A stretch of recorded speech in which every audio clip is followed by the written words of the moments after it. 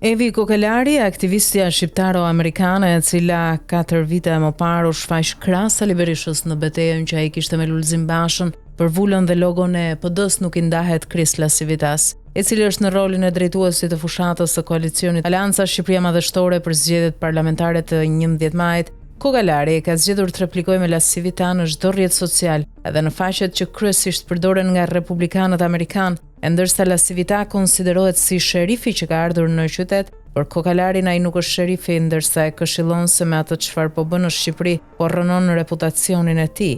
Të gjitha replikat apo kundërshtit Kokalari ja drejton La Civitas në gjuhën angleze. I dashur nuk je ti sherifi, hiqe një tull, por rrënon reputacionin tënd me këtë lëmsh. Gjithsesi vazhdo, shkruan Kokalari në një nga postimet e saj të publikuara në rrjetin Militants që përdoret nga republikanët amerikanë. Por nuk është ndalur me kaq aktivistja Kokalari, e cila në Facebook shkruan: "Mark this post.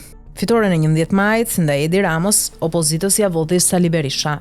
Never forget." Dhe për të vijuar replikat, Kokalari nuk lë pa komentuar edhe një video të postuar nga La Civita, ku shfaqet një buf që ha një mi, me videon e postuar nisur nga fakti që kryeministri Edi Rama e quan Berishën një buf. Duket se këshilltari amerikan i koalicionit udhëhequr nga PD e konsideron kreun e socialistëve shqiptar një mi. Kush është bufi dhe kush është miu, shkruan La Civita, ndërsa Kokalari me ironia kthehen: "Është Berisha që po ha partinë e tij për mëngjes." Kokalari muajt e fundit është shfaqur mjaft kritike në drejtim të Berishës dhe atyre që mbështesin atë, ndërsa thekson se opozita do të humbas më 11 maj vetëm për shkak të kreut demokrat.